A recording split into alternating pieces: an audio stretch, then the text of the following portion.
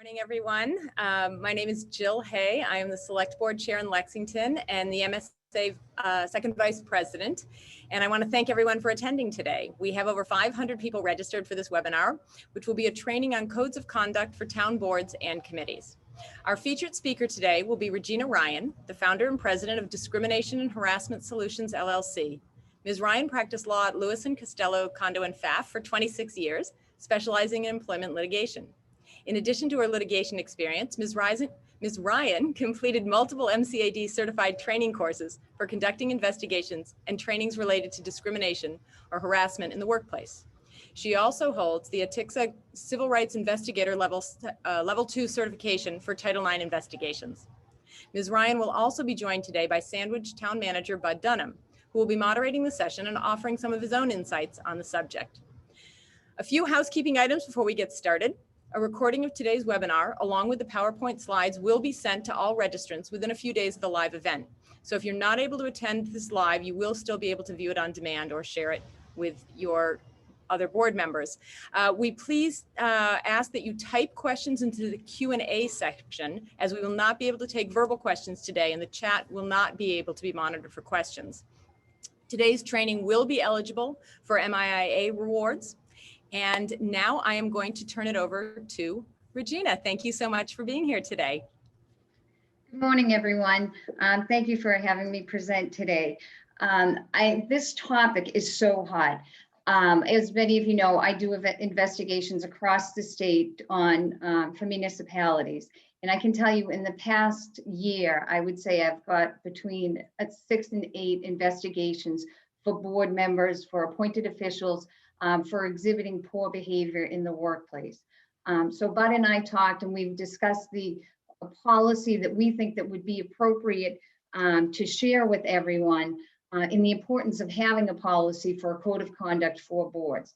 So when I get calls from municipalities to do investigations, generally it will be an HR member or a town administrator, town manager, and they'll be panicking. They'll say, we just got a complaint from a staff member. He or she is alleging a hostile work environment against one of our elected or appointed officials. What can we do? What can we do? Everyone knows that an elected official can't be disciplined. So what can we do? Do we have any recourse, or how do we protect our staff or the public or whoever feels that they've become a victim of bad behavior by an elected or appointed official? And I have to say, the climate right now in the country, and the usage of Zoom, and the increased audiences watching these meetings, people, their behaviors have been, they've been demonstrating some poor behavior. When I review the tapes, when I get from these clients, people are yelling and screaming. I mean, the behavior really is concerning. So I'll usually say, well, do you have a policy? In majority of the towns that I speak to, they really don't have a policy for their elected officials. They'll have their general personnel policies, but they don't necessarily apply to their board elected or appointed officials. There are 2 policies in my experience as an investigator that I highly recommend. I recommend that everyone have the anti-harassment and anti-discrimination policy for their board members, but I also recommend that we have a code of conduct policy. So I'm just going to pull up some slides here. This is usually the hardest part for me. Okay. So what I've done is I've just put some slides together to talk about a code of conduct policy specifically that each town could consider. The anti-harassment, anti-discrimination policy that you will be receiving a copy of in the next couple of days is basically one that's adopted by the MCAD. So that one, you can tweak it a little bit to customize it for your city or town, but that one's pretty straightforward. The code of conduct policy is a little bit different because with each town, you may have a bylaw or a charter or something else that will control the actions of a particular board, maybe one board, maybe all your boards. There may be other things in place. So for both of these policies, I urge you that before you implement them or before you have them adopted as a whole, that you work with Labor Council on customizing it specifically for your particular organization. So just talking about the code of conduct policy, the things that I find to be important is that it must let everyone know that it's, a policy that's covered all elected officials and all appointed officials in their actions when they're acting on behalf of the town. I feel like in the recent past, people don't realize that, they're on a Zoom call for a meeting and they're in their living room or, in their kitchen, and they get much more comfortable and they start speaking a little bit more inappropriately than maybe we had in the past. And also they need to recognize that their behaviors have to be appropriate, not only at these board meetings, right? But when they're sending emails to the town manager or the town administrator, or when they're communicating by email with the general public. And so they have to understand that it's not just their behavior at their board meeting, it's their whole presentation when they're working on behalf of the town. In the policy that you will be receiving, I recommend that the town clerk be responsible for sending a copy of this code of conduct policy and this anti-harassment policy at the time of each appointment, and then after every reappointment or re-election. That way it can be documented that everyone's received the policy and signed off on it. Bud and I will talk in a little bit about when you do get somebody on your board that refuses to sign off on it, in things, ideas that we have had experience that maybe you can consider to try and get more and more people to sign off on these policies. And again, we've tried to incorporate a lot of the policies that are floating out there within the municipalities. They're all pretty similar, but we tried to add a little bit more about including electronic communications into these policies to remind elected officials and board members that their behaviors when they are on social media can impact their role as an elected official. We all recognize that everyone has their First Amendment rights, and I'm not in any way trying to step on those. But I have had to do investigations where an elected official will post something on a website that's deemed to be harassing, discriminatory, and therefore the town would be compelled to conduct an investigation.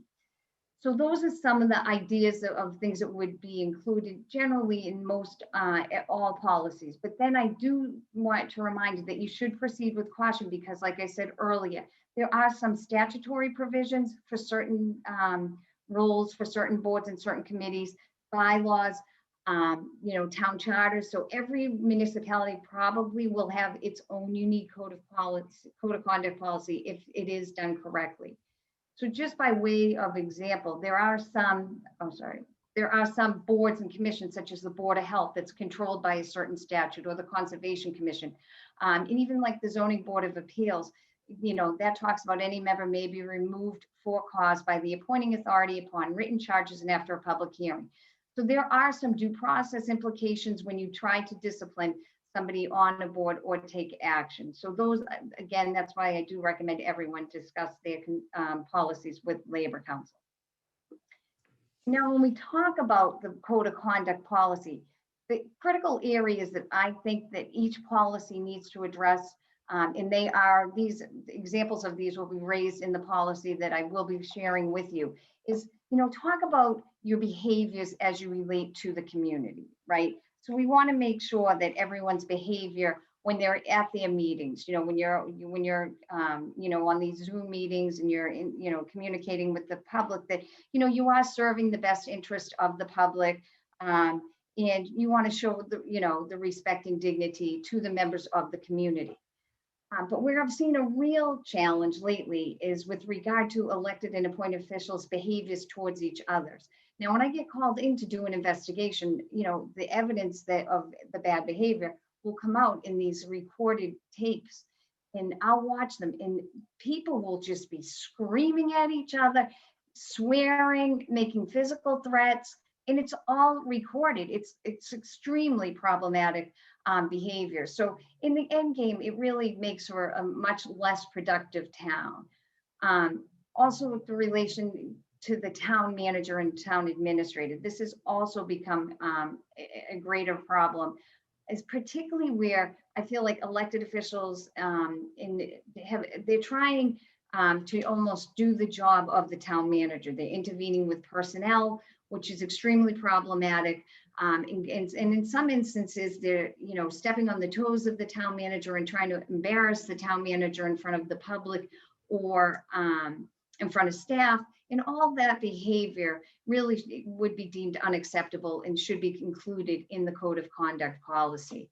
And lastly, which I think is the most problematic, is how elected and appointed officials relate and interact with staff, because that's where I see the greatest problems for the town. Because if you have a staff member that brings a claim and alleges that they're being bullied, they're being sexually harassed, they're being discriminated against, being treated unfairly by an elected appointed official, the town then is on the hook for the actions of these individuals. And that's where I personally, in my investigation, see the most problems arising.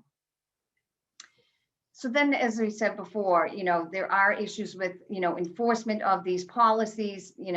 Can the individual be disciplined? What other measures can we take to get people to act better during these meetings? Now, that's separate and distinct from what can be investigated. Okay, so a town can investigate bad behavior, but may not be able to take corrective action against the individuals if they exhibited bad behavior. That's why it's critical that a code of conduct policy be in place to say, because what's the scope of the investigation? Did you violate the code of conduct policy? Again, at the end of the investigation, you might say, yeah, Gina Ryan violated the code of conduct policy, but what action can we take against her? It may not be, we can't give me a suspension if I'm an elected official, but there are some ideas that Bud and I will talk about in a few moments of kind of addressing that and making it so that the work environment is better for everyone, for the employees, the community, and for the members of the committee.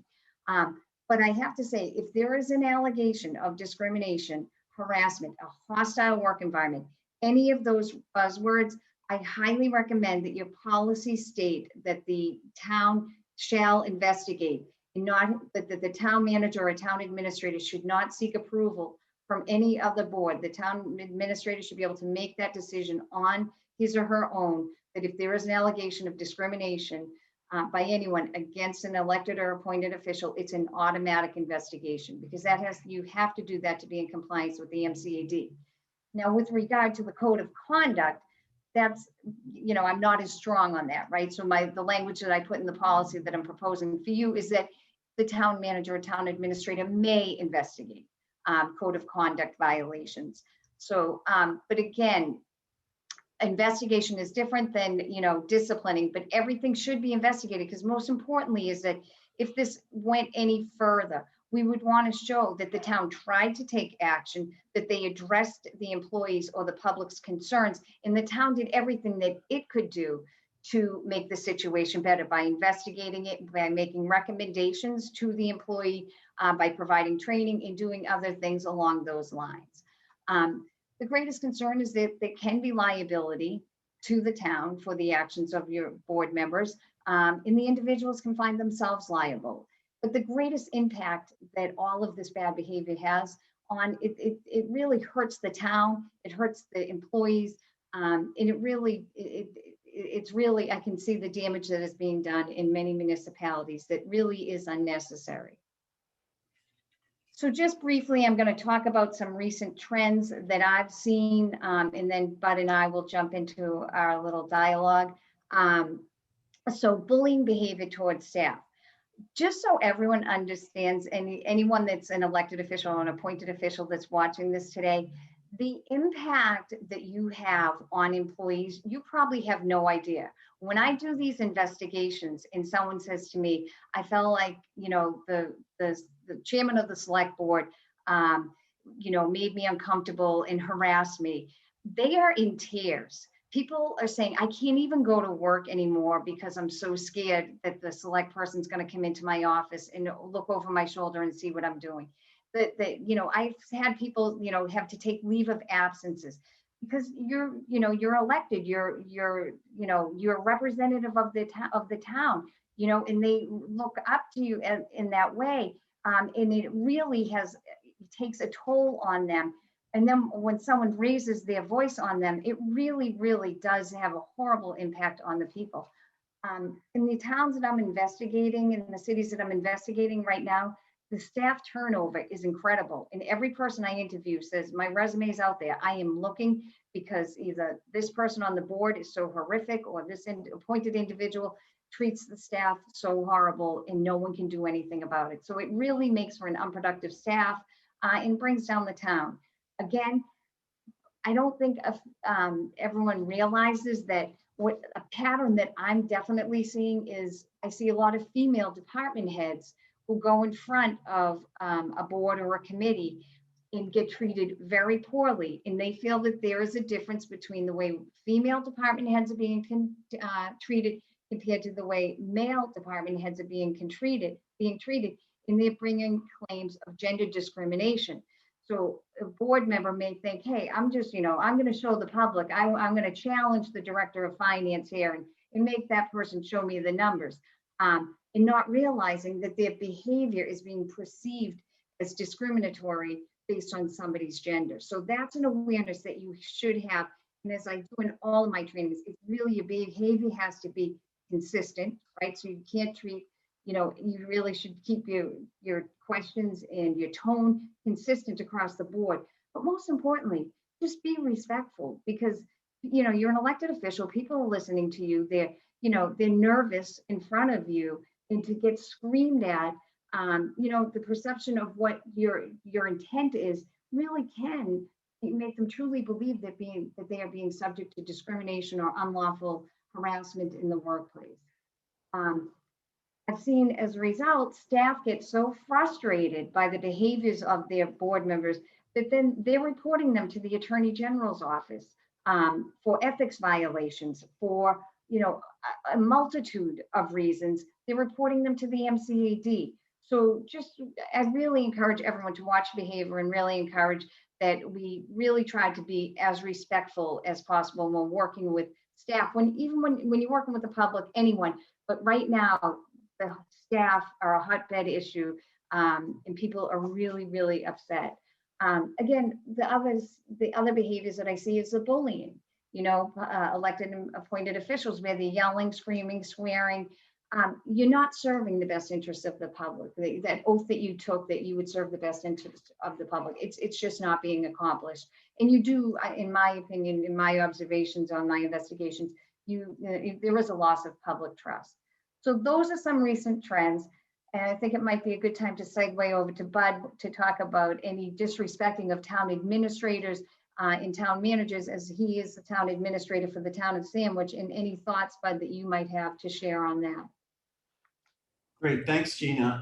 I know in preparing for today, you and I spoke several times, and we tried to break up our comments into things just dealing with the code of conduct in general, but then also how boards of selectmen interact with their town manager and administrator, how they deal with staff, the totally unique things that we all have to deal with in terms of our interactions with the public that really isn't anything like a private business has to go through.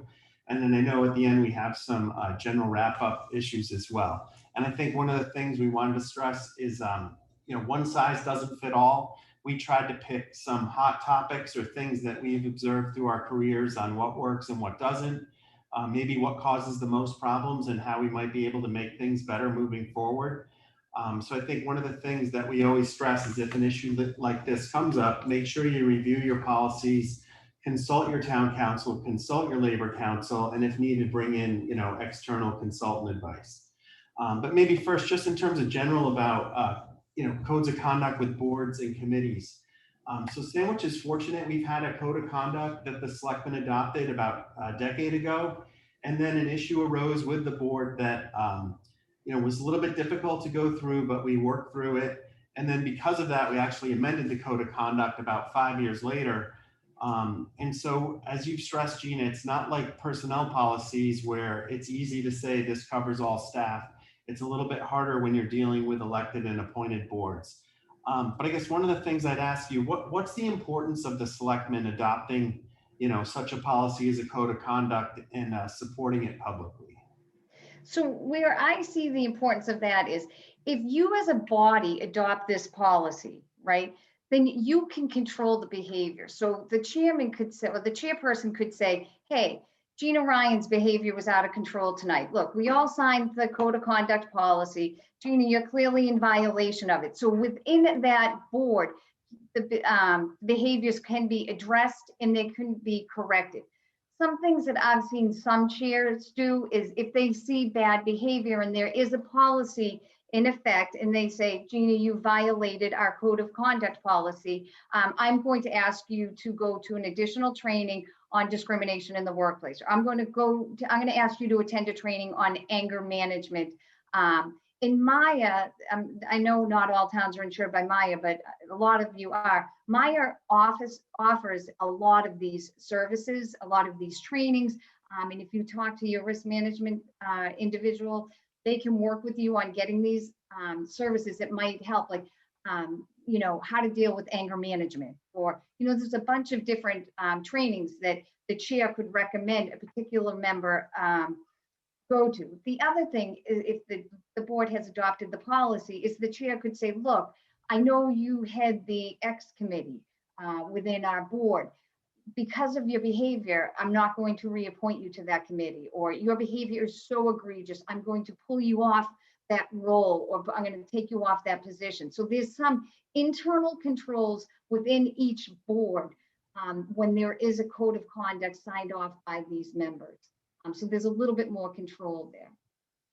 And I think one of the things you touched on is it's a little bit unique in municipal government, where a board of selectmen might be the chief executive officers of the town. But even committees that they appoint annually, advisory committees, aren't always beholden to what their beliefs are, or, you know, direct oversight of. And then you throw in, usually most of us have several regulatory boards that might be separately elected. So, you know, how would you try to get buy-in from those volunteers that serve on those other boards? Right, and that is the trickiest question, right? Because, yeah, Gina Ryan could say, hey, I'm not signing that. Why would I sign that? I'm not signing that. And there's really, again, there's nothing anyone can do to require it. So you would want, hopefully, the chair and the vice chair to, you know, start the behavior, to lead at the top, to show that it is in the best interest of everyone. And then, you know, I think once everyone starts to sign off on it, and, you know, if they see others, there is more and more people generally are willing to do that. You are going to probably be confronted with a few that won't. The policy will have a form attached to it where you sign off and just document that the person refused, you know, refused to sign. But again, if you at least do that, then you are protecting the town, to show that the town did take action. The town, you know, attempted to correct this, or to put these plans in place to protect staff, to protect the public, and to protect the other members of the board. And then maybe, you know, once a town has a code adopted, how often do you think they should review and update it? And, you know, what are the best ways to disseminate that information to board and committee members? Like you just said, but like 5 years ago, you said you had to change your policy. And even like preparing for this training, when I was looking over the policies that a lot of the towns use, a lot of it didn't include the, you know, social media, electronic communications, which, I mean, we probably are a little behind. But so that is all added. So, you know, I think with each incident, you may end up tweaking the policy. But most importantly is if the town clerk does hand it out with every appointment and with every reappointment in election or re-election. I think that's the safest way, because then it's consistent. And again, I recommend the town clerk distribute both the harassment policy and the code of conduct, because that really encompasses all the behaviors that we'd want to control, you know, with the elected and appointed officials. I guess before I jump in some of those issues with, you know, selectmen and managers, selectmen and staff, I think one of the things that makes our jobs unique is the public nature of what we all do. So I think it's fair to say when something does go wrong, you know, whether it's a local or regional paper or all the different media outlets, there's just sort of a field day, and they sort of sense and strike when things aren't going well.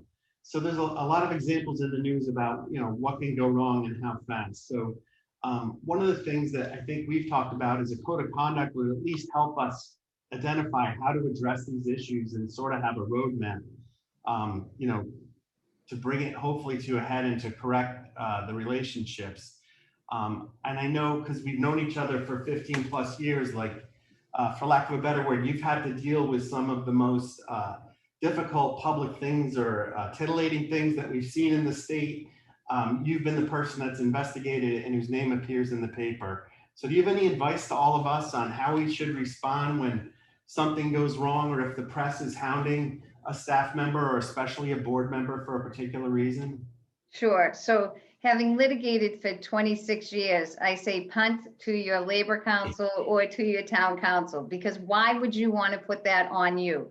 I mean, as elected officials, I mean, you can't speak about personnel. There's so many things that you can't speak about, your deliberations, you know, pending litigations, things that you may not even realize as an elected official that you can't talk about. So I would highly recommend that is an area where labor council, defense council, or town council should automatically be called in. And I would refrain from engaging in any of those communications because I don't see an upside to it.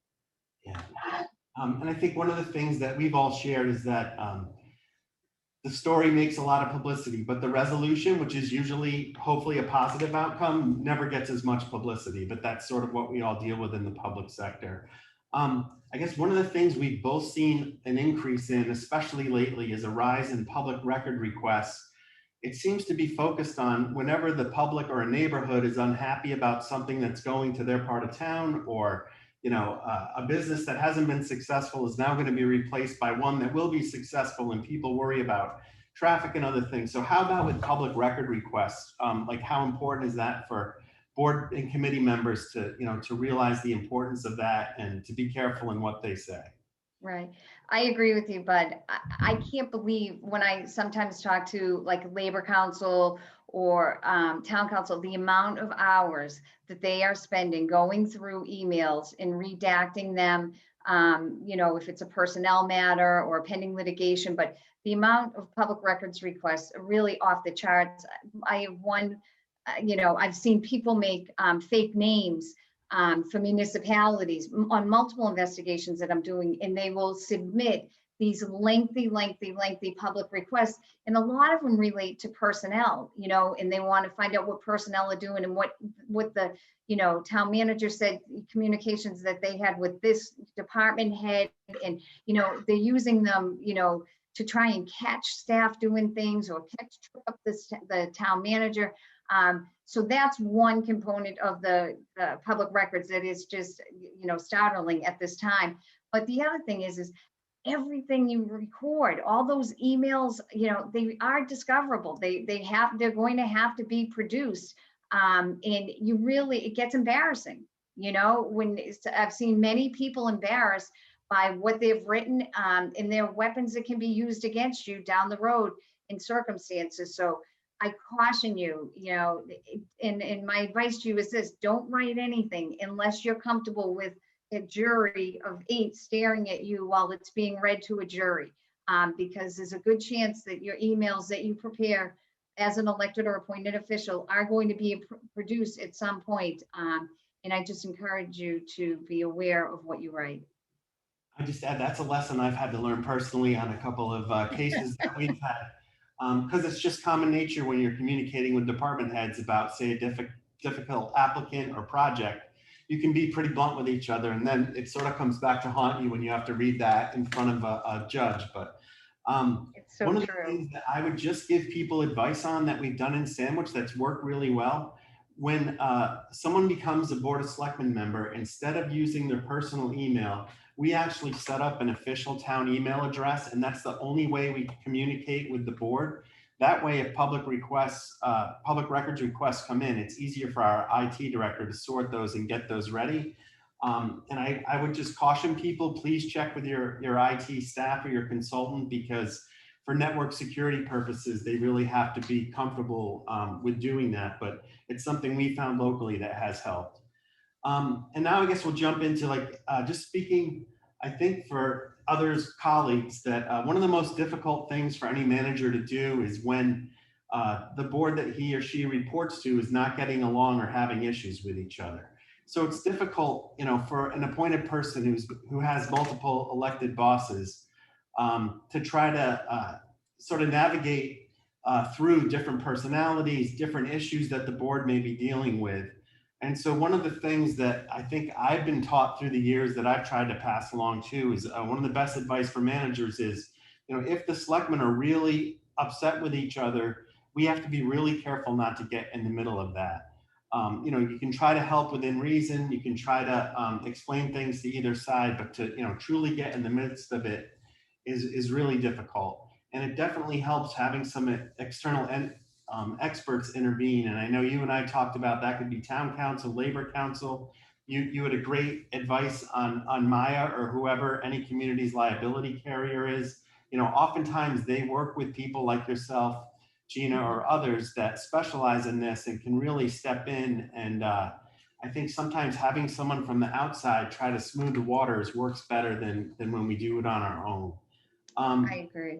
And then any advice, like when the selectmen aren't getting along, what should the manager do? I think, but you just said it best. If they're struggling amongst the board, I would avoid getting involved. I mean, I've seen town administrators and town managers get, beaten up so badly, they look like they just got, taken down, or I've seen them become counselors, therapists for board members. I mean, you wear many hats as an administrator, as a manager, because you do develop relationships over time, because it is a close working relationship and it's an important role. But if the board is, challenging amongst the board, I recommend that the town administrator, the town manager, stay out of it as best they can. But again, utilize other resources, bring in a third party to mediate if that's necessary, because the worst thing is to let these issues, these problems, breakdowns in relationships fester. They need to be hit head on and quickly, because I've seen so many towns where it just drags on and drags on and drags on. And when I was litigating, it would be like, oh gosh, yeah, that town again. Of course it is. That board, they just can't get it together. They can't get along. So I would leave the town manager, town administrator out.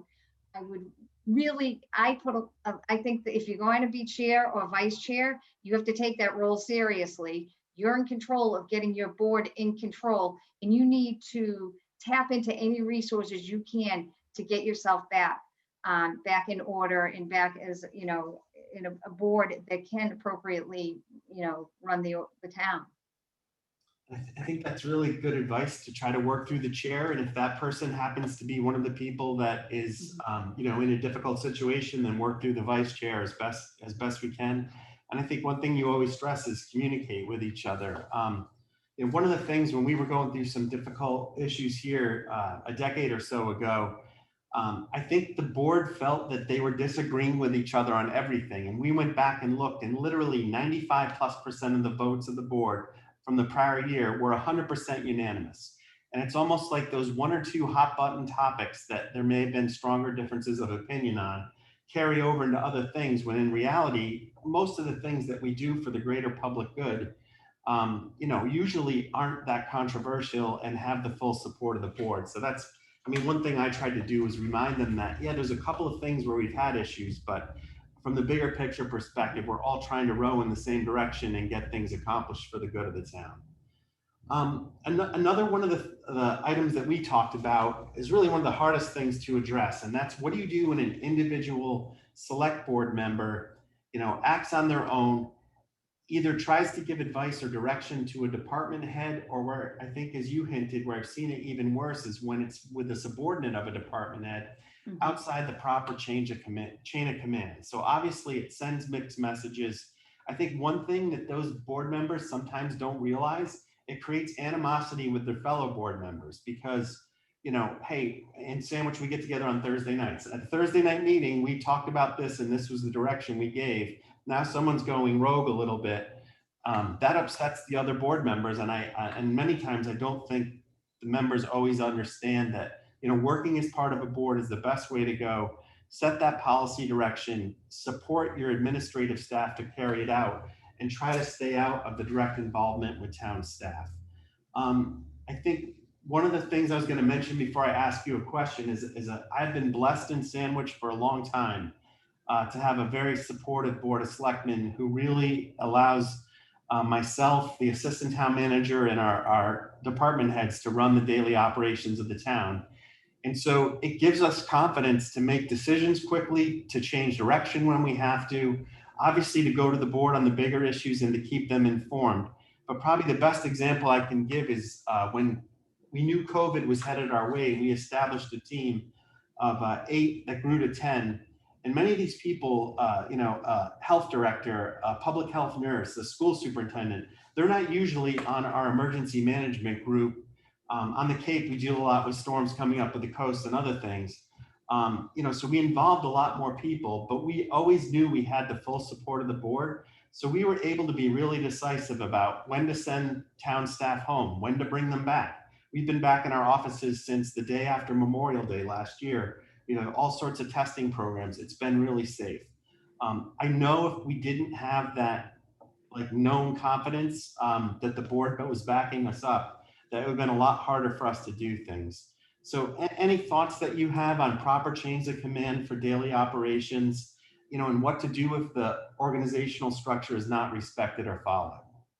Sure. It's interesting your perspective because you work directly with the board, right? So you can see board members getting disgruntled if someone goes rogue. I don't see that side of it because I get called in really to hear the employee's complaint or the town manager's complaint, and then just the one individual board member. So it's interesting to see your perspective on that. But what's central to all of this is that the town administrator or the town manager needs to be the person that is the liaison between the board and the staff. The board elected officials cannot be jumping down to department heads, subordinates, to anybody. Any communications, any documents, information that an elected official or board member may want or need for their role should go directly through the town administrator and town manager. It's the cleanest way to do it. It keeps the chain, the way it should be going. It shows the board respects the town administrator or manager, who then goes to the employees. When you start bypassing that, that's when problems arise. And the other reason why I find that so concerning is people don't, a lot of times I'll see somebody's on a board, on a board of select person, say, right? And they're like CEO of a company and they are doing this part-time job. But then they're jumping down to these employees as if they're their own employees within their organization. And they don't even realize how they're speaking to this person. Like, I want this now. Like, I want you to print this. I want you to run this. I want this, because that's their role in their other life.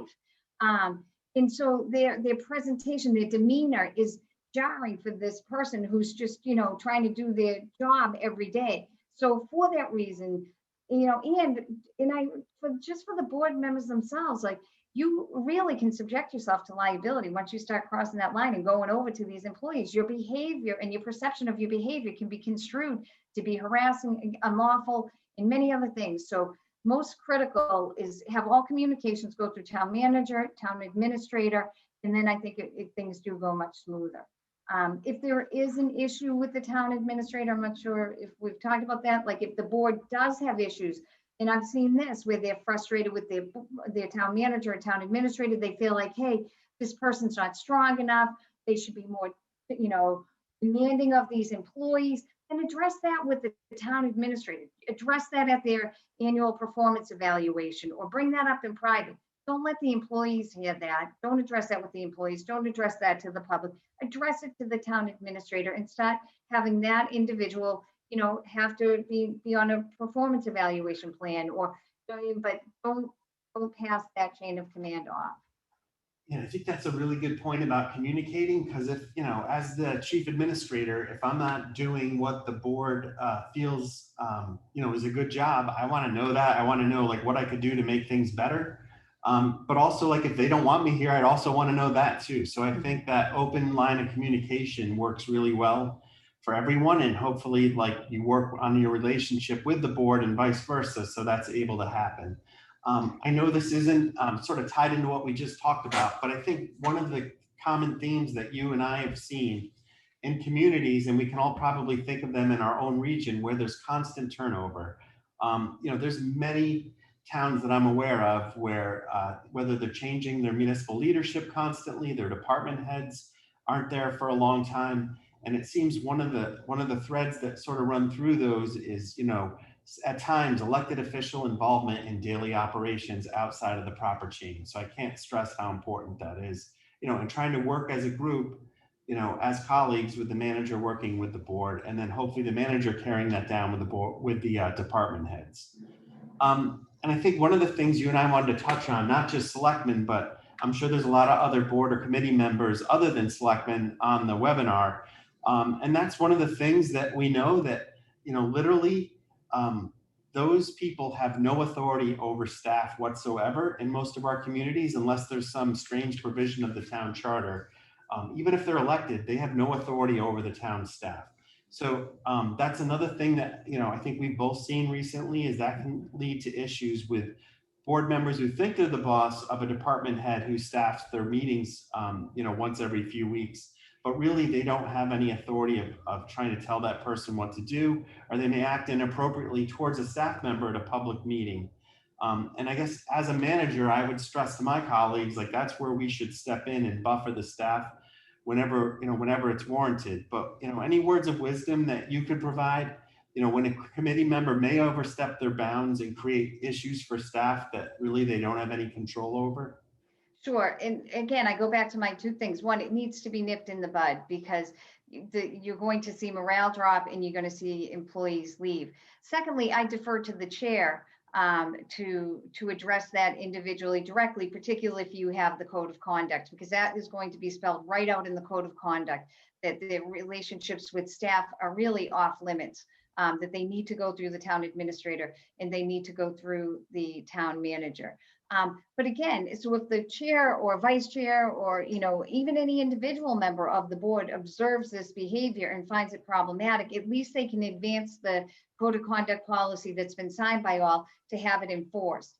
Now, you as a town manager, any town managers or town administrators that see this behavior, if the board isn't taking action against this individual, then the town may intervene. And that's where it does say on the code of conduct policy that we've put together that the town administrator may move if it's a code of conduct violation, or must move if it's a sexual or discriminatory harassment policy violation, to investigate. Again, you may not be able to discipline them, or you may not be able to take specific action against them, but at least you're investigating it, because that's your duty to the employee, that you will investigate claims of harassment against them.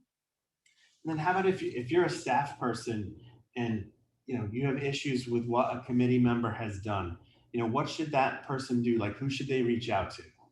So the anti-harassment policy will spell it right out, that you should go to, generally it's the director of HR, right?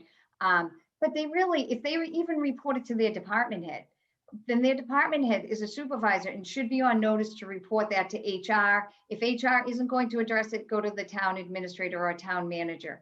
But any employee should either feel comfortable going to their department head, HR, or the town administrator or town manager. I think one of the things that we talked about that you've had to deal with more recently is, what things either selectmen or other board and committee members have done as it relates to the appointment of staff that have caused you to have to get involved. Yeah, so, HR, particularly with this year with COVID, has become one of the most challenging jobs out there, right? And it's only getting more and more complicated. So I always get concerned when board members, or people with no experience in HR or, hiring practices and whatnot, are then going to interview people to make appointments and to question people about hiring practices. I've seen so many questions that make me cringe that board members will ask potential appointees or candidates because they put the hat on like they're, HR personnel, it's saying to a woman, are you sure you can do the job with 4 kids at home? Like, off limits. Shouldn't be asking those questions. So I do get concerned with any individuals that don't have experience in interviewing or communicating during like an HR type process. If you are going to participate on these appointments, you know, to do final interviews of them, work with HR in advance. If there's some great question that you want to ask, just ask HR in advance if these questions are appropriate, but work hand in hand with HR when you conduct these interviews and these questionings of potential candidates. So one of the things I know we've all seen is the public can be very difficult, demanding, and at times totally unreasonable. So I think one of the things we wanted to address is try to set a good example as a board or committee member. It may help when the public is being disrespectful. You know, try to calm the waters as best you can, but if not, you know, we may have to do things. I know you had mentioned if someone's on a Zoom call and someone's not behaving, you know, have the person that's overseeing the Zoom call mute that person. There's different things we could do. One of the things I noticed, and I'm not trying to be funny, I've seen, you know, in my 30 plus years in Sandwich, I've had to deal with way more mental health issues from the public, probably in the last 3 to 5 years than all the years prior combined. So I think that's really difficult when you have people who clearly have mental issues. But also there's so many different venues to rant these days, public meetings, local newspapers, and especially social media, which is its own beast that, you know, really didn't exist in the way it does today 10 plus years ago. So any advice that you have on board and committee members, like how should they act when a member of the public is at a public meeting, you know, either making personal accusations or behaving irrationally or inappropriately? So yeah, this does come up quite a bit, and I agree with you, Bud, that there has been an uptick in mental health issues becoming more apparent in town hall, in the library, at the Council of Aging, where people, you know, are interacting with staff and with public employees. You know, it's a challenge, and this is an area where I would highly recommend everyone enlist the services of town council or you know, labor council, but you know, I've seen instances where we've had to ban people from town hall, which is, you know, that's a real great restriction on someone's rights, right? So you really want to watch their due process rights to make sure that you're not stepping on that in any way. And that's why I encourage everyone to engage labor council or town council in doing this. But there are other ways. I had one case where someone kept harassing the conservation commissioner. Every day it'd come in and be screaming at the conservation commissioner. So we limited the time that he could come into town hall. He would have to come in by appointment only. He ultimately did file a claim against the city and alleged that it was discrimination based on his mental health disability.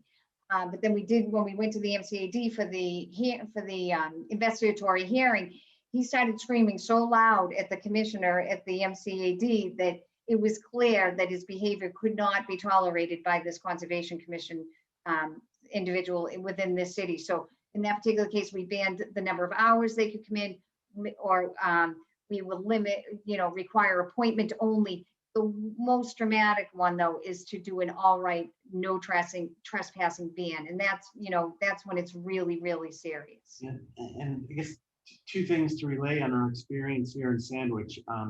At times, if we know someone's been a little bit unbalanced at selectmen meetings and we know they're going to come again, you know, it's always helpful to talk to the police department, and maybe they can have an officer stop by during the selectmen meeting that's just out on the road and not on a call. That's helped us in a couple of instances. And then I would just stress too, like we've had a couple of, you know, threatening individuals that have really made the staff uncomfortable, that we've tried, as you said, it's as an issue of last resort, we've tried to work with to try to calm them down. And this is like, you know, repeated 5 and 10 visits. And eventually, again, it really helps talking with the police chief and the administrative staff at the police department, because they usually deal with these individuals pretty frequently. And so I think in the last 18 months, we've had to post 2 people from town buildings. But I guess, again, it's something that you don't want to do lightly or do often, but at times you really need to look out for your people and protect the staff. They usually have a pretty good inclination of how they're dealing or how they're being dealt with. One of the things that I think we wanted to stress again at the end is that all board and committee members need to know that if the town staff receives a certain type of complaint, whether it's harassing or discriminatory behavior, we have to investigate it regardless of any authority we may have over that committee or member. We have to look into it. And it's, in that sense, it's quite similar and no different than if a town staff person wants to talk to, say, myself or the HR director confidentially. If they say certain things, we have to follow up and we tell them that. So, why, I think you've stressed it a little bit, but, why must towns look into allegations of impropriety, even though we may not have any direct authority over that committee? Certainly, because number one, you want to show that the town has taken action, right? So if it's a staff person, if their complaint, so if it, like you said, if it's harassment, it has to get investigated. But if it's an impropriety under the code of conduct policy, and this person's reporting this and nothing gets done, that's certainly going to impact morale. And I have to say, even though in a lot of the situations that I've been retained to investigate, maybe the end game isn't that, the person, never is the person ever removed from the board, right? But there are measures that you can take. There are recommendations that can be made, say, training, like we said before, make them more accountable. And therefore it does have an effect. And I do think in my observations, it corrects the behavior of the people around them. When, particularly when the allegations are then brought out into the public eye, right? So some of these investigations, the citizens are reading about this in the newspaper and they're hearing this behavior that this elected official is exhibiting towards these employees. There's outrage there. So although in the end of an investigation, yeah, it may not say he or she's off the board or this or that, but it certainly, I think controls, it shows that the behavior is starting to get controlled. It corrects the behaviors of others. It shows the citizens and the employees that the town has taken action. And then if there ultimately is a case filed against the town, at least the town can show that it did as much as it could in order to protect the interests of the employee, the public, or whoever it might be. I think if things do get taken further and it goes to, say, a legal or an administrative hearing and judgment, what sort of judgments have you seen against the town on issues like this? And it's probably good to highlight where Maya or a liability carrier comes in and how helpful they can be.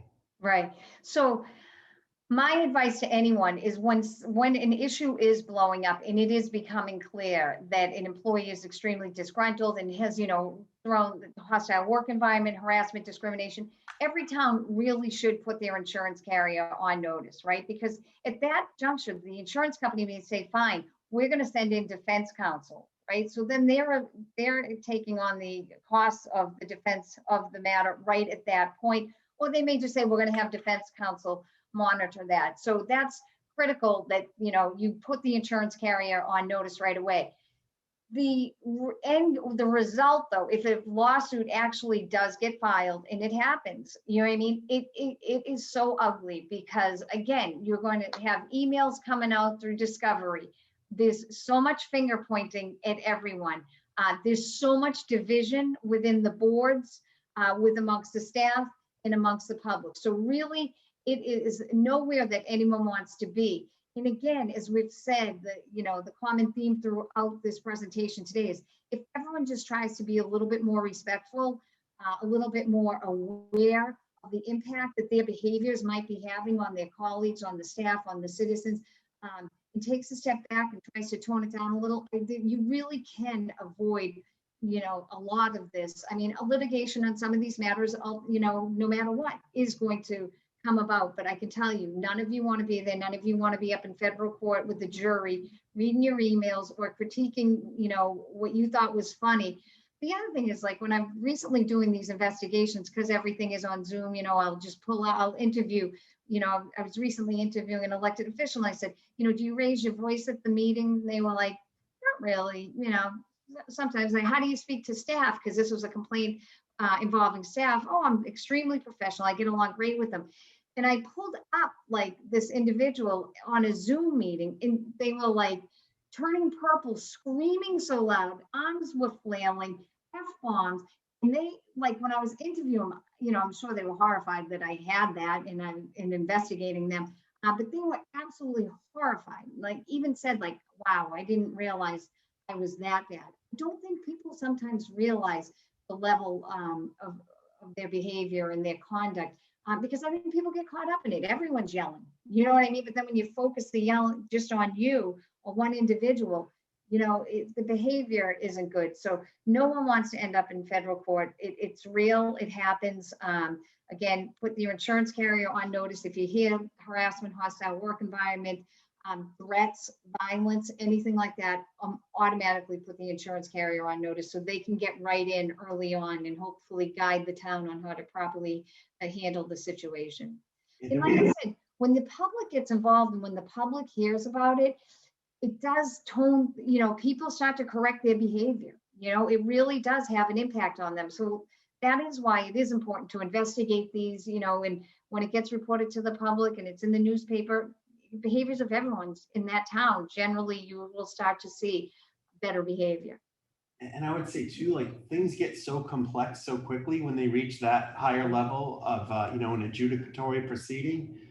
In Sandwich, there was a case years ago with the school committee and a former superintendent where the school committee prevailed on most of the charges, but there were others that were found in favor of the former superintendent. And the judgment, by the time the interest was paid and everything, was over $700,000. I mean, it's shocking. Yeah. And I just add too that I think when it comes to issues like this that we all have to investigate, I'm really lucky in Sandwich. Our human resources director, assistant town manager, finance director, extremely qualified, extremely experienced.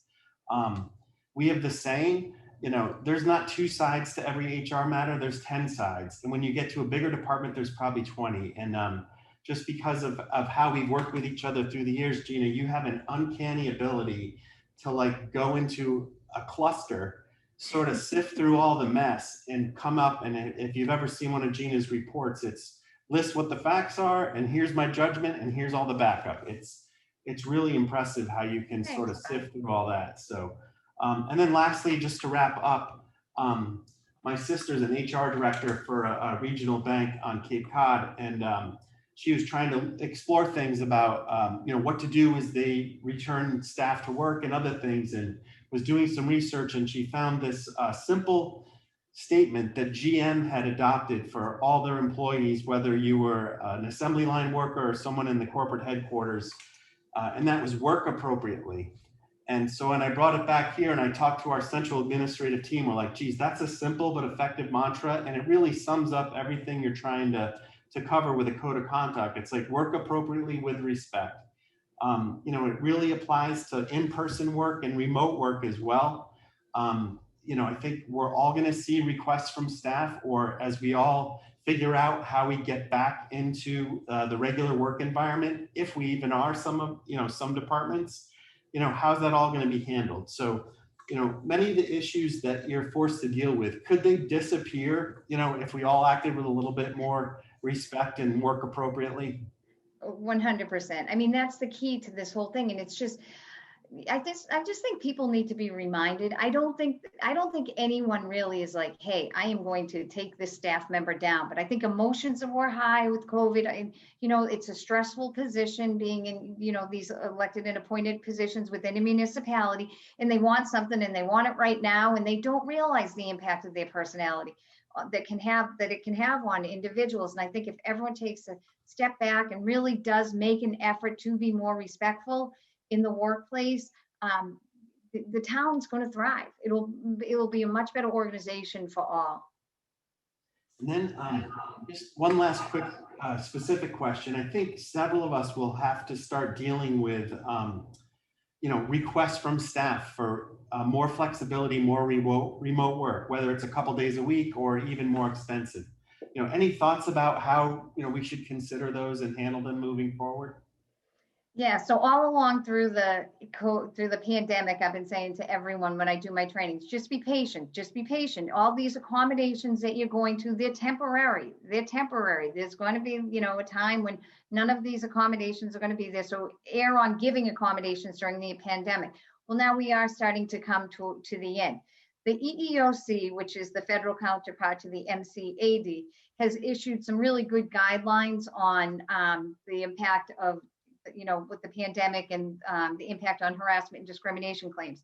They have made it clear that working from home is not going to be an automatic accommodation for employees, right? So Gina comes into work tomorrow and says, Bud, my doctor says I need to work from home permanently now because of my condition. I can say, hey, Gina, you know what? In the interactive process, instead, what we would like to do is we will give you a private office and you can conduct your work in that private office. So just because now everyone, before this, no one thought, every employer said, oh no, we can't work remote. Now the cat's out of the bag. Okay, everyone has the resources to have their employees work remotely. But that isn't going to be an automatic accommodation. It can be, and it may ultimately be, but you would still need to engage in the interactive process. The other thing is, I mean, I think a lot of organizations are realizing this might be better, right? That maybe we'll only have the clerk's office come in, these two individuals from the clerk's office come in these 2 days, or there's going to be so much change in so many different scenarios in every different community. I think everyone should go into it with an open mind. If you go into it, with the strict, the way it was before, I think you're going to struggle because there are going to be requests for accommodations. There are going to be scenarios that should be addressed on a case-by-case basis. So my recommendation would be to go into this with an open mind. All right, before I start looking at the questions that have been presented, any last thoughts or parting advice or wisdom that you want to give all of us? I think as we've both said, like things are so out of control right now. From my perspective, I think it's sad and unfortunate because I'm always talking to the people that, that are like really emotional, really drained. And I see the impact that it's having on individuals. And I just hope that anyone that's on a board or is an appointed official within a town, or even a department head realizes that, that their behaviors really can impact people's lives, and a little bit of respect, a little bit of appreciation, a little bit of kindness really can go very far with these employees. And as you said, a little bit of the mindset of work appropriately. I think, every town can benefit from that. It's only going to put you in the right direction. So I just pulled up the questions and I'll do my best. I'm trying not, because my guess is some of these came in and then you appropriately addressed the questions along the way. Okay. So I guess one of the early ones, which I think we touched on a little bit, was, if you have a code of conduct that applies to all employees, but there's certain parts of the state law that give the definition of appointees to include public officials, be they board or committee members. Do you recommend having a separate one for boards and committees? So I do. You could keep it that way if you want, but have those appointed officials sign off on it, right? So you can't just have it in your books in the HR's office, but all these appointed individuals not knowing that it applies to them, right? So most importantly, if you want to keep it in one policy where it's all employees, appointed officials, elected officials, code of conduct, that's fine. As long as you're going to have, like, say, the town clerk or somebody, clearly have them sign off on it so they know the policy and they know what the expectations are. I think this is a good one because my guess is, especially all of us with local school departments, we deal with this. So should the school committee have a separate code of conduct because technically their employees and their committees report to them, not to the Board of Selectmen or any other separate groups? So school committees, I feel like, is a different animal, right? Because there are some school districts, they're not all connected to the municipality. Like across the state, things are handled so differently. And a lot of towns really do have a divide where you have your town personnel policies and procedures, and you have your school committee, your school personnel and policy procedures. I think I would be consistent. If you have separate and distinct policies for your town employees, I would have your own code of conduct. They can be the same document, essentially, or very similar documents, but probably have separate ones for each. And you can chime in there, Bud. No, that's good. And I think that's what we did in Sandwich. We highly recommended that the school committee adopt a similar procedure and policy. But I'll be blunt. I think we can all give many examples where we've advised the school to adopt certain things that they don't. So I guess you do your best. This is a really good one because I think depending on the size of your town, it really can be vastly different. So if you're in a small town that doesn't have a town manager, doesn't have an HR director, you know, and the person in the select board serves as the personnel committee, you know, what do you do? How do you investigate for lack of a better word, one of your own? Right. So my heart aches for those individuals because Yeah. they really have a challenging position. And I've worked with a lot of them because that is what happens. A lot of times they'll bring an outside investigator in because they don't have the time to conduct an investigation. And it's also challenging for them being the supervisor, direct supervisor of the, you know, involved there. So, you know, one thing is maybe bring in an outside investigator, right? If that's not in your interest, maybe coordinate with another town where you can have an agreement where, you know, I'll come into your town and conduct your investigation. And, you know, if down the road you need it, you know, we can pass off on each other or designate an individual that can go, you know, across towns, because that is a challenging situation and it is unfortunate. And believe it or not, it's much more common than any of us realize that Yeah. that there are towns without HR in towns without HR policies. Yeah, Here, that's a tough one. it's very tough. And I would say too, like, obviously you should have liability insurance. Call your liability insurance carrier and see if they can help as well. I know Maya jokes, it isn't, you know, make it insurable always, which honestly, like, they treat us so well. That's a lot of what they do when we come up with tough ones. So Yeah. it's nice to have them by our side. I guess one of the questions that came up, and I know a little bit about this, but then I'll ask you to chime in too. Can executive sessions be used to discuss potential issues before they get to the complaint or investigation stage? And I would just say we had an issue come up with a regulatory board member in our town. And so it's one of the ones that you had mentioned previously where there's separate parts of the general laws that cover that, that committee. So I'm sure most managers are familiar with this. You have to follow the same notifications to that person that you would of an employee. So you had to give them at least 48 hours written notice that, you know, something was going to be discussed at a meeting. They had a right to be in attendance. They had a right to bring a representative with them, and they had a right to demand that it be in public. And in the case we had, the individual that served on the regulatory committee, you know, really wanted to just come air what their thoughts were and to try to address some of the issues that had come up. And I thought she did an excellent job, you know, at a tough circumstance, just trying to explain her perspective that the board, I know, really appreciated. And so that's a good example where she agreed to keep it in executive session. The issue was resolved, and it wasn't really on the treatment of people. It was more on how certain applications would be handled before the board. So I guess that, but we followed the, you know, the proper open meeting law rules, and we were able to sort of, you know, make an issue go away a little bit, so it wasn't as acrimonious. Any other thoughts or?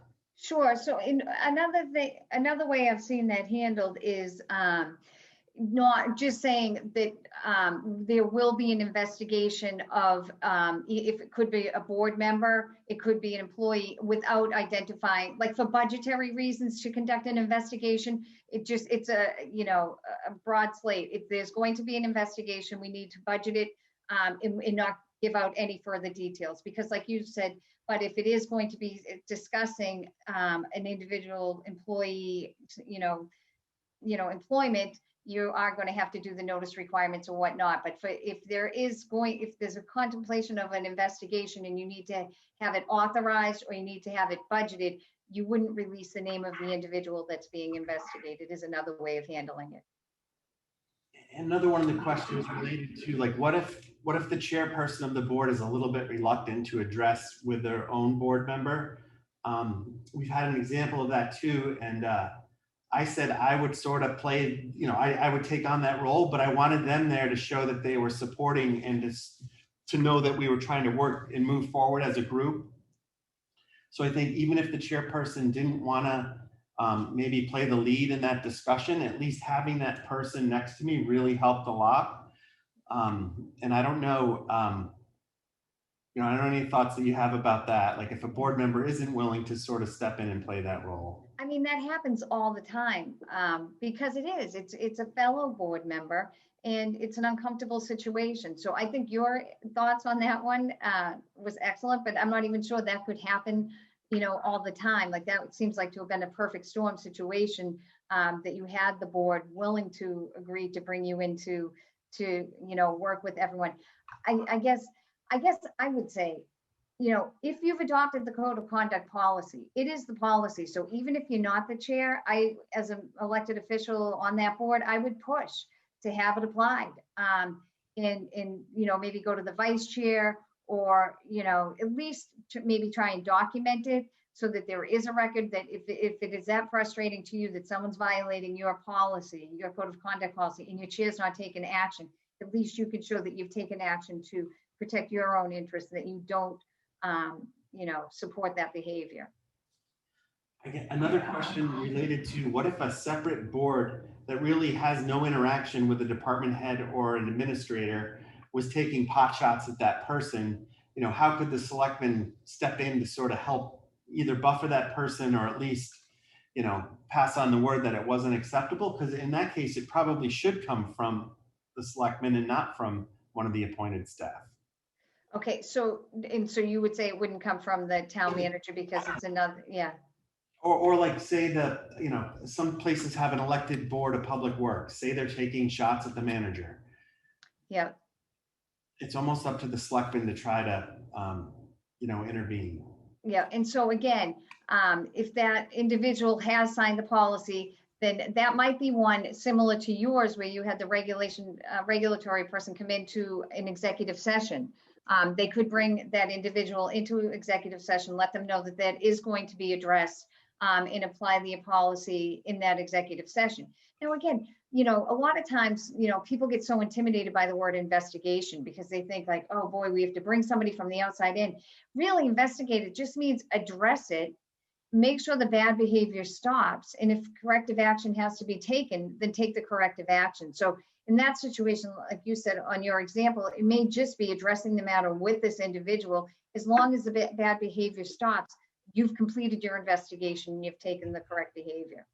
And usually, I think when the complaint comes forward, you can usually judge pretty early on, is it going to be like, just a difference of opinion or slightly bad behavior, or if it's really egregious, like that's the time we really reach out to help to try to get an expert like yourself in. Other times we might try to do stuff on our own if we think it's at a smaller level. But again, if we think it's morphing up and mushrooming, call in. One thing I have noticed with elected officials and board members is once one person comes forward on my investigation, there's 10 more. Yeah. And I don't see that as much when I'm doing internal investigations on staff. Like usually it's like somebody has a problem with their supervisor and we do that little investigation, right? And that's done. When I'm doing investigations for elected officials, it's that one person comes forward and makes the complaint. Multiple others are coming forward. So, which is concerning for, because it really does spiral out of control. This next one's good because I guess we've been telling a lot of war stories and horror stories. Oh no. But is there like a general guide either that, we could get people access to or online that you might be aware of that sort of outlines a fairly comprehensive but organized approach on trying to deal with those issues? And some of the things that this person asked about were not only codes of conduct, which I know you're sending around, and you're sending around the anti-harassment, anti-discrimination policy, and people will be sent your slides from earlier. But maybe some of the basic things like what type of insurance should a town have? I mean, I think that's super important, especially for a smaller community that may not be as used to some of these issues. I'm not aware of any book or anything online that does address all of that. What about some of those like listservs that you like town managers have and stuff like that? Would those be helpful? Yeah, I would say, I don't mean to keep coming back to Maya, but they're sponsoring this webinar. They give a lot of good general advice on what you should do to handle things. They have experts in different fields that can sort of help train higher levels of town staff on how to deal with things. Most of our town councils, whether they be individuals or larger firms, they almost always offer a free training or two to all staff or boards and committee members. So I know in the past, we've used our firm to do free trainings on public records law, open meeting law, harassment issues. So I think that might be a good resource that you should be able to get for free.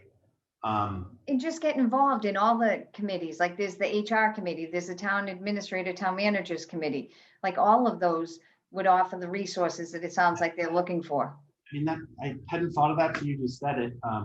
Years ago when Donna Vanderklok from Weston was the head of the managers group, she asked me and some others to develop a code of conduct for managers that would mirror some similar things at the national level, which we did. And so that was, and you helped us with that. And That's right. that was really helpful. And, you know, we've had to turn to that several times since we adopted it maybe 5 years ago.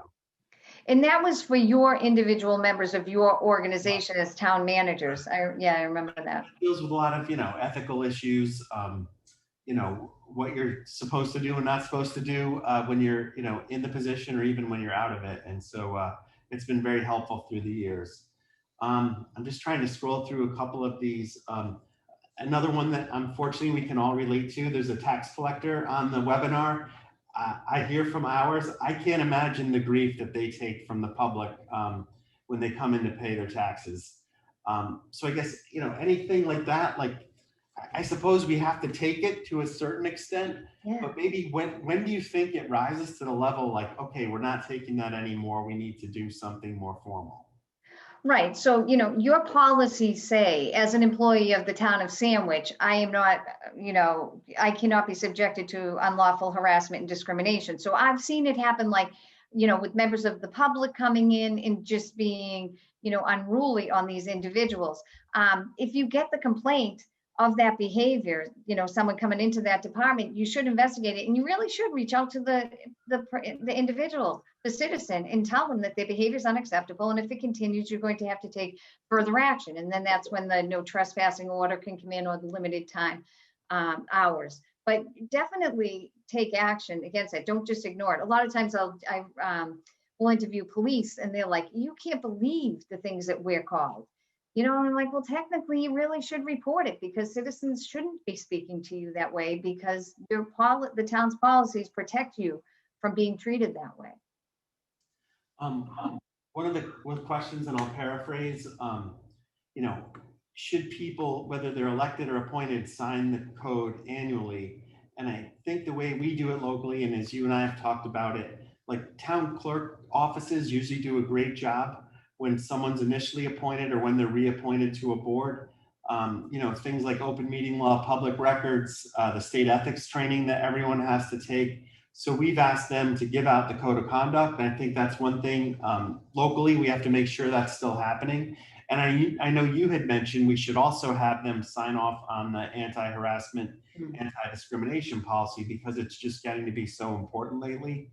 So I think that's one of the things we're going to do locally, is try to make sure that those 4 or 5 documents get given each time someone comes on a board, or even when they're reappointed. A lot of our advisory boards, I'm sure, and all our communities are annual appointments on the fiscal year. And so we have some people who've served for a decade or more. And so, but really they should get that every year just to cover ourselves, I would think.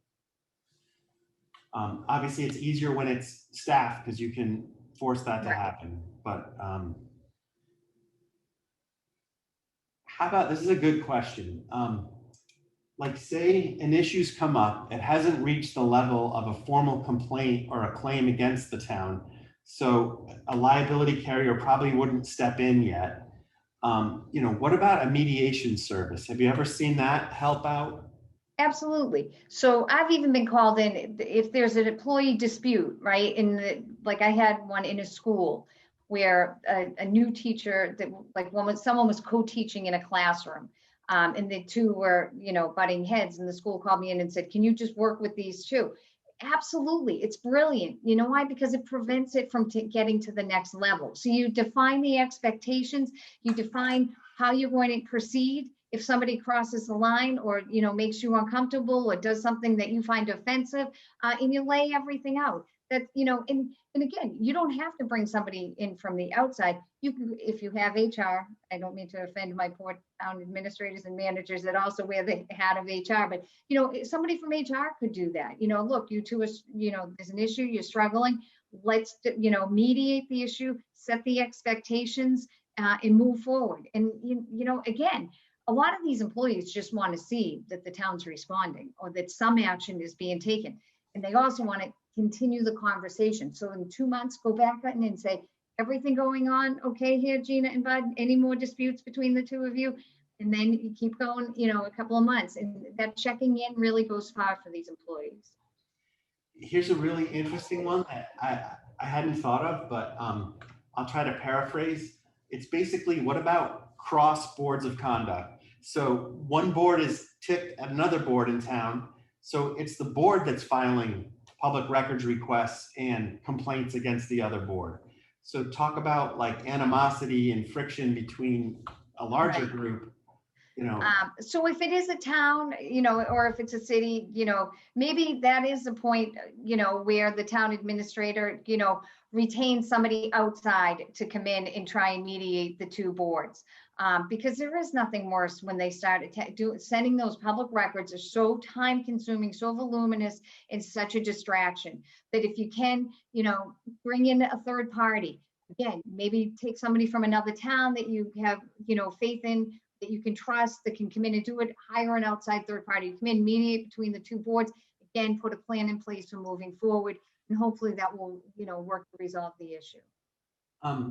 Here's one that I think is a question, but it's also a suggestion. And it's something that we ended up sending, I think, most of our department heads to and others, but it's basically like de-escalation training. Mm-hmm. So we happen to be fortunate enough, one of our police officers specializes in dealing with people with mental health and outreaches with all sorts of regional and national organizations. And so they were able to give us some training on, skills that we could try or behaviors that we could try to implement. So when you're dealing with someone who's really fired up, how do you try to calm them down? I would think that's sort of like, if you can get access to that, that's a great suggestion. Yeah. And not to harp on Maya, but I have in my decisions, if it's a Maya town, there's one like how to deal with the challenging employee, how to control anger management. I mean, they have really specific programs. They even have somebody like, if the town went to this individual and said, this is a situation that I have, how do you recommend we proceed? What do you offer that could assist us? So yeah, anything like that, those are all great. And again, it shows that you took action, and it shows that the matter was addressed in order to avoid liability, speaking from my 26 years of practicing law. And there may be people within our organizations already that have those skills. And I'm also thinking of like school department social workers, like some of the things they've had to deal with during COVID and the increased, mental health issues with students and others. Like, I think that's a great resource that if you have a good relationship with your school department, you should, ask how they could help with that. But you and I just want like nip it in the bud. Like yesterday when we were talking, like that is the one thing. It's when people are silent and things just fester and fester, that's when it blows up. So like if you if you're chair of a board or on a board and you see it, engage the communication lines, because that's when, things may seem ugly initially, but they're going to prevent it from being a lot worse. And I think we've had things that we've dealt with here. When you bring it to someone's attention, they're mortified that their behavior was, I agree, was taken that way, and they change immediately. Sometimes it's a simple mistake, right, really, or misunderstanding. Yeah. And I should just add too that I know the Mass Municipal Human Resource Association group has like excellent resources for people to turn to, whether you have an HR director or not. And looking at the time, I think we only have about 2 minutes. And I'm having trouble scrolling through and deciphering and still talking. So I think we're close enough to the end. So I think that will wrap it up. So I want to thank everyone for joining. I think the MMA staff, who's done an incredible job putting this together, said I think they've had more people sign up for this workshop than any of the others they've held during this strange 16 plus months that we've been all dealing with. So thank everyone for joining. I especially want to thank Gina. I can't stress enough what an expert she is. And if you ever need advice, you couldn't turn to anyone better to help on that in that respect. So I guess everyone be safe, have fun, and I'll talk to you soon. Thank you. But thank you so much, because you set the bar high for all the town administrators and managers out there. And I think everyone across the state would agree with me on that. So thank you. This has been great. They want to nip me in the bud, but I'll leave it at that. No, thanks, Bud. Thanks, Bud.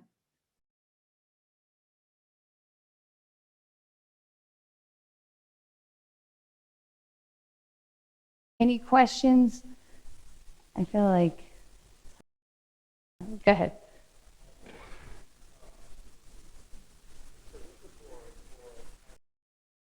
So, as I said, some departments like Board of Health, there is more of this day-to-day interaction, which is a challenge. The hiring, I think, would be specific. That would already be defined. Is that through the town manager by charter? Okay, so that falls there. You have to have interactions on it, keep them to a minimum. That's all I can say. Don't start scrutinizing performance issues. If you as on the Board of Health find problems with the performance of the staff, you go to the town manager and say, these are the performance issues that we would like to have addressed. If you could consider these. Will you handle X, Y, and Z? Happened. We got a complaint from the public, or we got a complaint because of COVID, this wasn't done. Can you handle this part of the discipline? That's the cleanest way. That's not going to subject you to any unnecessary exposure, but you can still and get the daily operations accomplished.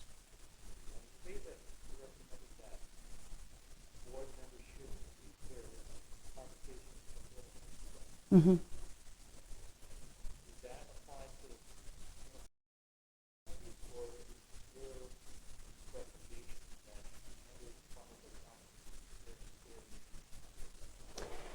Well, and that's what I was saying before, like you don't want to get caught. I don't know if everyone could hear that question. Yeah, do you want? Sure. So the question is, when you earlier on had suggested or recommended that board members minimize their contact or interaction, is that to assume that it's okay for all board members to have that minimum communication with staff, or is it more best practice to have board members funnel their comments through the point of contact from the board to the department, as opposed to each person talking individually and in most cases unaware of the other board members are talking? And that is a great question. So absolutely the best practice, one person be the person that communicates, likely to be the chair, right? Because then the board as a whole can say, these are our concerns, this is a policy that we want implemented, or this is how we want something done, or this is how we want this handled. You communicate to the staff member as the chair. Obviously, in the perfect world, that would be the best way to proceed. It may not happen all the time because but in speaking, having a bunch of different people talking to staff and working with the intent of the board may not properly be relayed to the staff. Mixed messages get sent to the staff, and it's less productive that way. So the ideal situation would be to channel everything when that's possible. It's not 100% probably going to be possible, but that would be the best practice for certain. Anybody else? Oh. Oh.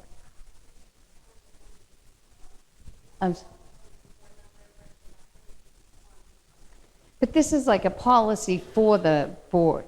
They're discussing questions of policy.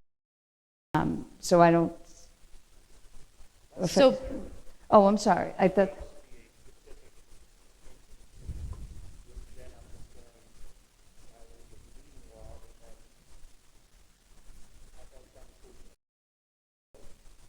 Where's Kevin? Huh?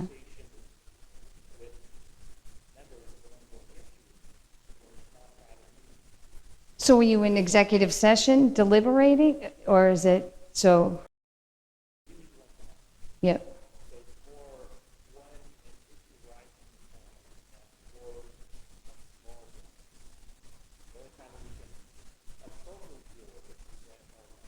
Yep.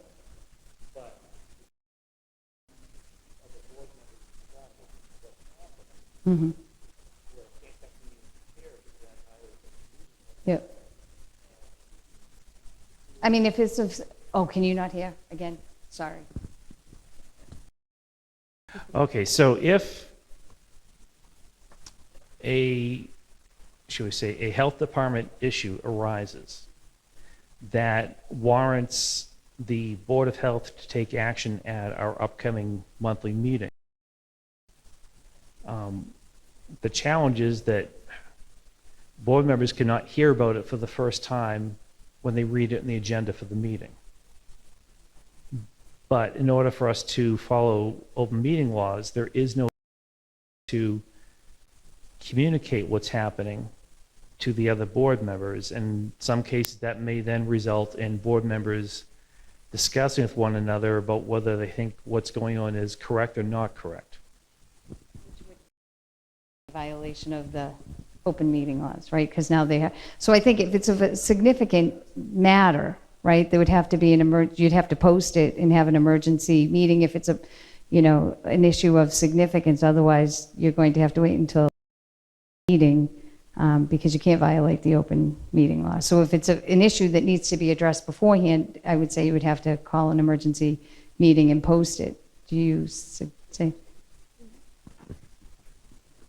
I would also think their staff can call each member just to give them an update on the situation from their perspective and not get into a very in-depth discussion on the issue. But if there's a violation or a public health issue, staff can call each member, give them an update, be able to at the next meeting, very brief, and leave it at that.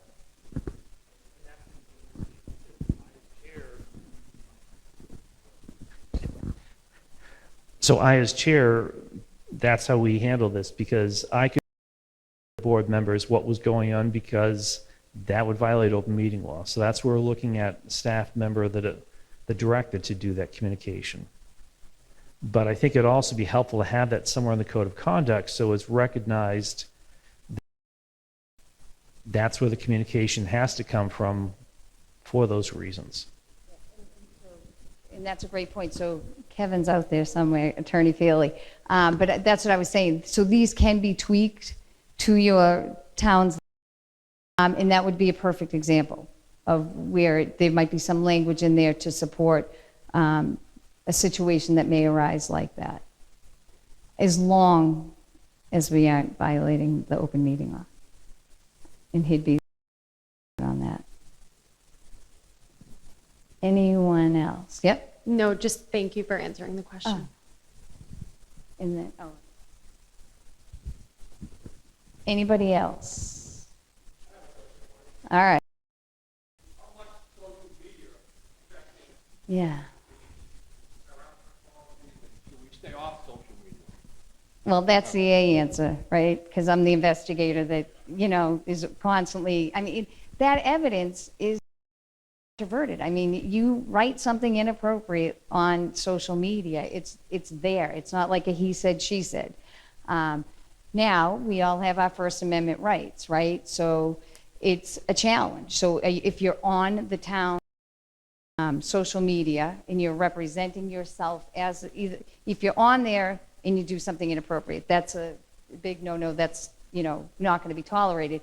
If you're on your own, but you're representing the interests or suggesting that you're representing the interests of the town, that can be a big no-no. So it's again, you're walking a fine line. I, you know, had a commissioner, an elected official that made inappropriate that people perceived were gender related and, you know, discriminatory, and that individual got called in for that. Again, it's a challenge. What are you going to do to this individual who did make these inappropriate comments? That person had to so that in the event that if something else, if he did it again, at least the town, in that particular case, it was a county, could say, look, we took action. We had this individual do a one-on-one training. So the short answer, don't go on social media. Realistically, that's not going to happen. Be very careful about portraying the, that you're representing the town at any point, and that these are Gina Ryan's individual thoughts presenting. But again, tread lightly on that, because something you may say could be perceived as evidence. It could be used as evidence down the road, again, on like a racial discrimination complaint or a gender discrimination or sexual orientation or religion. A comment that you published 2 years ago might come up as evidence against you down the road. So social media is, in texts, in all of that, it ruins lives. It really does. Especially the majority of the work I do is for employees, and it's just, there's no way around it, because it's there, it's saved forever. Everyone thinks it's getting deleted, but it will go in and get it. So be very careful with that. Yes. In terms of, neither do I. In terms of electronic communication, since in this town, elected members' email address, I have created my own email address just for my board dealings, because I know that email is discoverable. So what would your recommendation be in terms of, probably a lot of back channel communication going on that people probably shouldn't do an email, but if that's now in a discoverable form, because that's how you're communicating to other members or town employees? I've seen is that towns, and I don't know, Richard, if you're in agreement with this, but some towns will give their elected officials town emails. Now, they may be different than the employees. Emails, like some of them might be like, I don't know what your email is, like tewksbury.m.gov or whatever. It might be different than that, but they will give appointed and elected officials emails that should be used for work time. So I would recommend that, because it's easier when you're doing the public records request, because IT can just go in and pull them all. Because I've seen a lot of elected and appointed officials not wanting to give up any of their electronic communications in violation of the public, or won't, because it's so incredibly time consuming to produce these, especially if they're on your own home Gmail, and you have 5,000 other ones from your family and friends.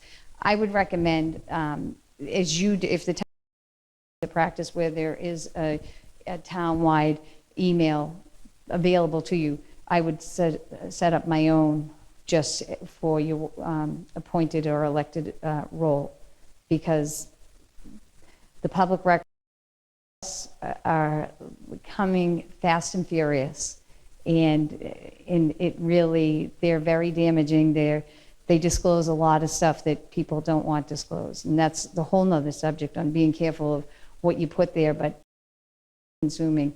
If IT can be responsible for it and you not have to go through all of your own emails, that's, I think, much easier, but we can talk about that. Yes, here. Yep. Yep.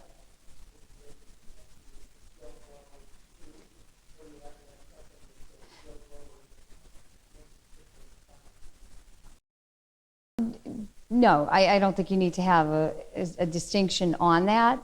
I'm more saying for the convenience, for your convenience, if you're just using GinaRyan.com or whatever it is, Verizon.net, I'm saying for ease, you're maintaining these records. But I don't think there's any, and I could be wrong, but I don't think there's any regulation that has to say Gina Ryan, Tewksbury Select member, because no one has that now anyway, right? So I don't think, but just for the ease of having to recover these once this public record is requested.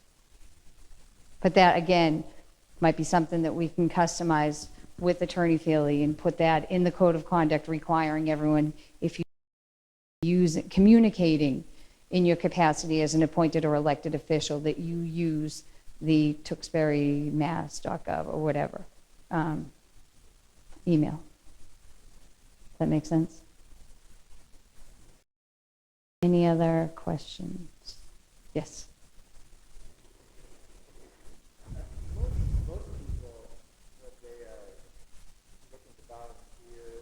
Mm-hmm. Yep.